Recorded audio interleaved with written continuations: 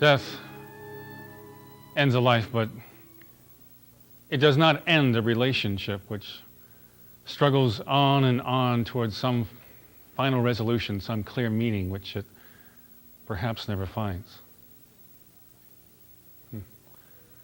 Pennsylvania Station, New York, several years ago, my mother and father were returning from Florida.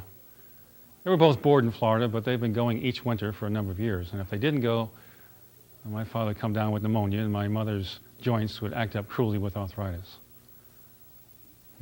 My mother. She liked to read a great deal and play bridge and chatter and laugh gaily with the girls and make her eyes sparkle in the way she had and pretend that she didn't have 3 operations for cancer and 2 heart attacks besides her painful arthritis. She used to say, old age takes courage. Well, she had it. Now my father, though he'd never been in the service, he had the air of a retired brigadier general. I mean, he read the newspapers, all the editions, presumably to help him with his investments. And he watched Westerns on television, and he'd tell anybody the story of his life.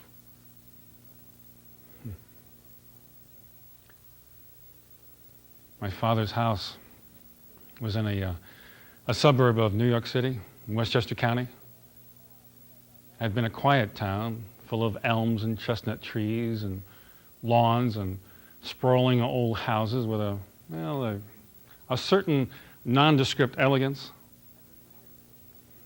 And my father had been mayor of this town. It's a long time ago. And most of the elms and chestnut trees had gone, and the only elegance left was in the names of the developments. Parkview, Meadow Estates. Only there was no meadow and no park, and certainly no view unless you considered the neon signs of the chain stores a view. I mean, some of the old houses remained. The lawns were not well kept, and the houses were not painted as often as they should have been, but they remained. And one of these was my father's. My sister Alice and I, as kids, we used to rush home to one of Father's rituals, watching the television Western. I mean, I think my father always wished he'd been a cowboy. I mean, my father was he would sit in front of television hour after hour. Every single hour, he'd fall asleep in front of one and then wake up on another and just never know the difference. And when my father fell in love with the program, it was forever. I mean, all during our childhood, we ate our dinner to the accompaniment of Lowell Thomas and Amos and Andy. And if anybody just dared to talk, well, he'd storm away from the table and have his dinner served to him by the radio. Later, when I told him that I was going to marry a girl and move to California, he said that if I left, well, it's going to kill your mother. Well, you know, I hated him for that, for sending up all these warning flares that if I left, that my sister Alice, well, she was banished just like I was. And at age 14, I mean, that situation just made me sick. But he knew his man. That gentleman in me that gave way at intersections. But when I looked at those 2 old people just totally dependent upon me for their happiness, well, this is the way the world ends, all right.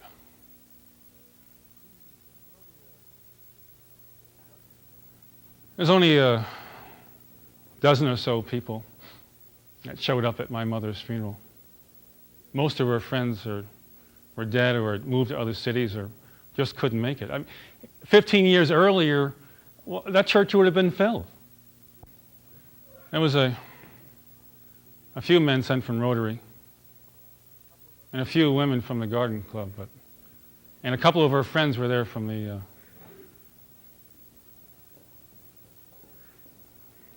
bridge club. But the hundreds of children that had listened to her tell those stories year after year on Christmas Eve had all gone or had forgotten. And perhaps they looked up from their evening papers to say, I see where Mrs. Garrison has died. Well, she was an old lady and it was her time. Then he was alone. I mean, I can't tell you how ashamed I feel not to have been able to say, I love you, Papa. Come live with me, Papa. I want to love you. You know, I needed to love him. I always wanted to love him. I wanted to shake him and say, you know, what do you want for gratitude? I mean, nothing is enough for you. You resented every single thing you ever did for me. The orphan boy, and you resented everything. I mean, I am sorry as hell about your damn childhood, but I mean, when you used to tell me those stories as a kid, I used to go up to my room at night and cry.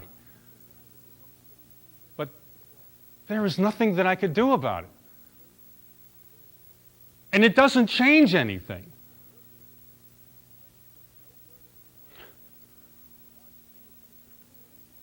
I always wanted to love you. You hated your father. I saw what that did to you. I did not want to hate you.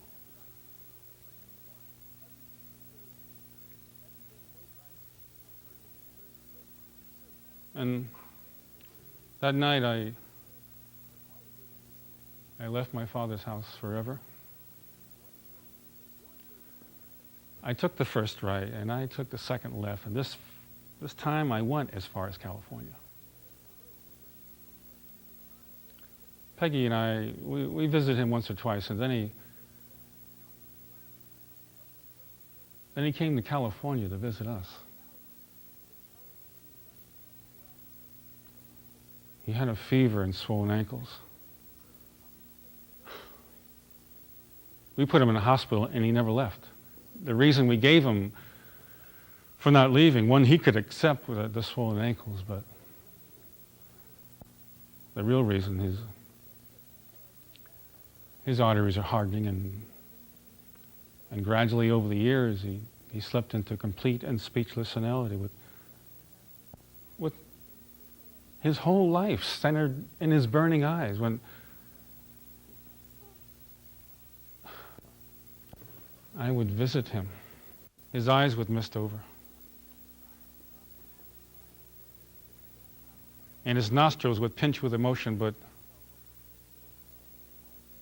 I could never tell what the emotion was. Love, hate, regret, what?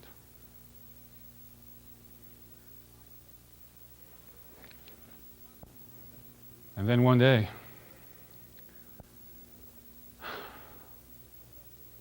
sitting in his wheelchair, staring at television without comprehension, he died without even his famous orange in his hand.